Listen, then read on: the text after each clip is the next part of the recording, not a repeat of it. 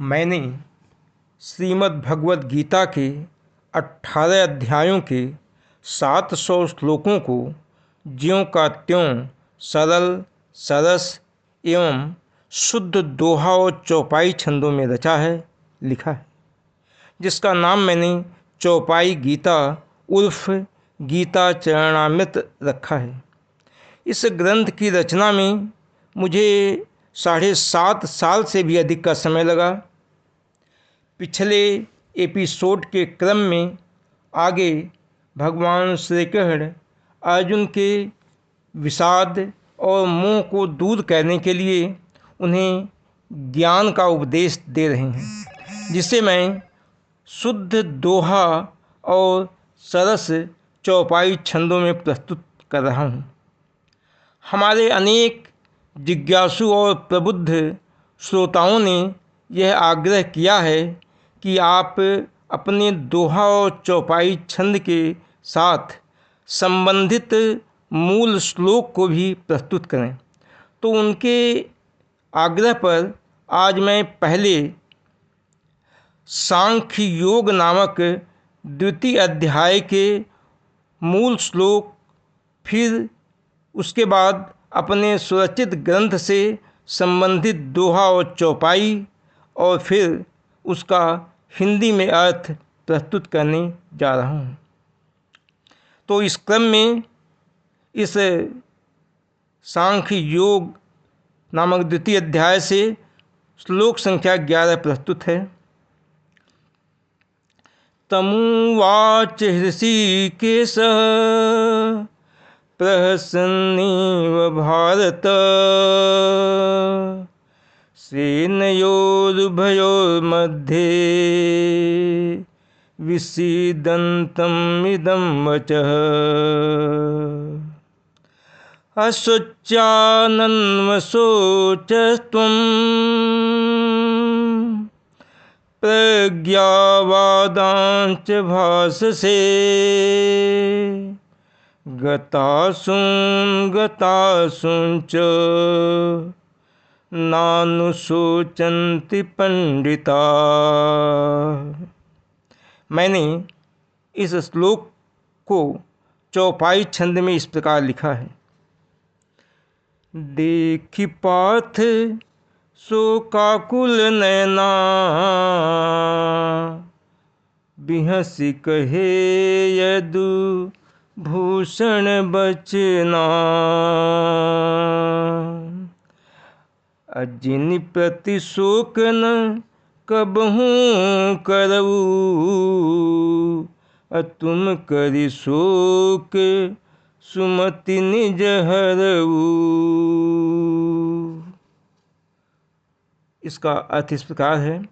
शोक से व्याकुल आँखों वाले पार्थ की ओर देखते हुए यदुकुल भूषण श्री कृष्ण ने उनसे यह वचन कहे कि हे पार्थ, जिस विषय में तुम्हें शोक कभी भी नहीं करना चाहिए, उस विषय में तुम शोक करके अपनी बुद्धि को भ्रमित कर रहे हो।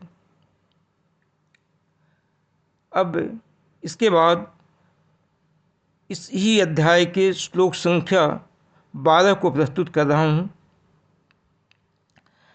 न त्वेवाहं जातु नासं न त्वं नेमे जनाधिपा न चैव न भविष्यामः सर्वे वयमतः परम्। इसे मैंने चौपाई छंद में इस प्रकार लिखा है। युग ही कवन जब मैं तुम नाही,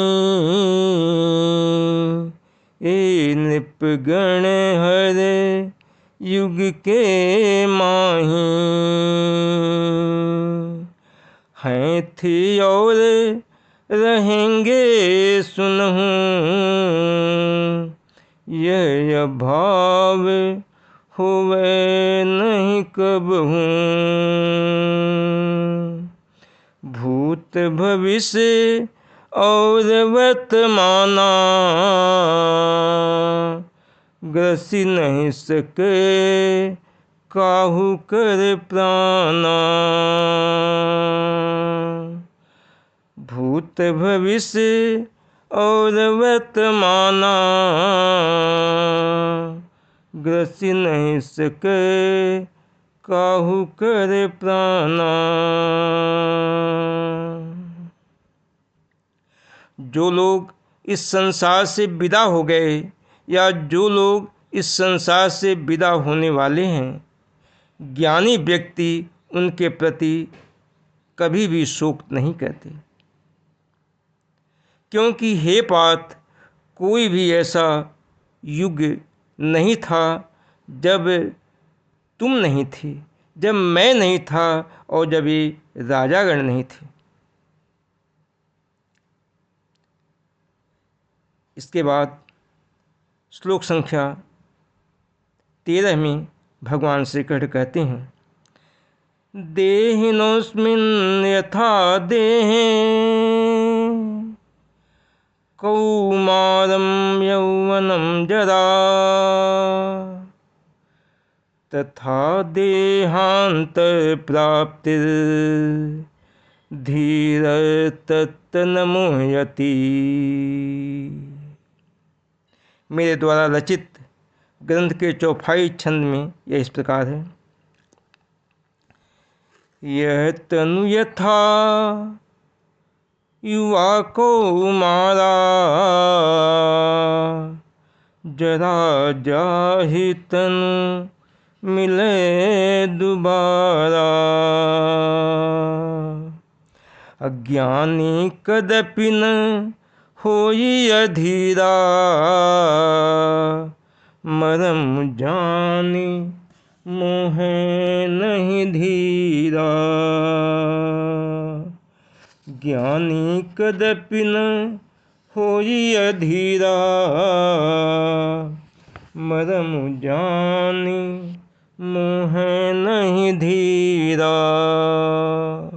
अर्थात जिस प्रकार देहधारी के इस शरीर में कुमारावस्था, युवावस्था और वृद्धावस्था होती है, उसी प्रकार दूसरे शरीर की प्राप्ति होने पर भी शरीर को ये अवस्थाएं पुनः प्राप्त होती हैं।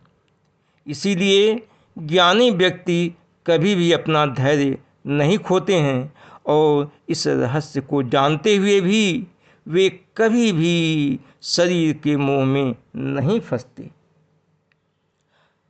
अगला श्लोक श्लोक संख्या 14 है, जिसमें भगवान दिव्य ज्ञान दे रहे हैं। माता स्पर्शास्तु कौन्तेय,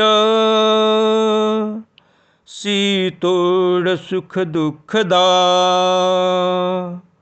आगमापायिनो नित्या ताम तितिक्षु भारत।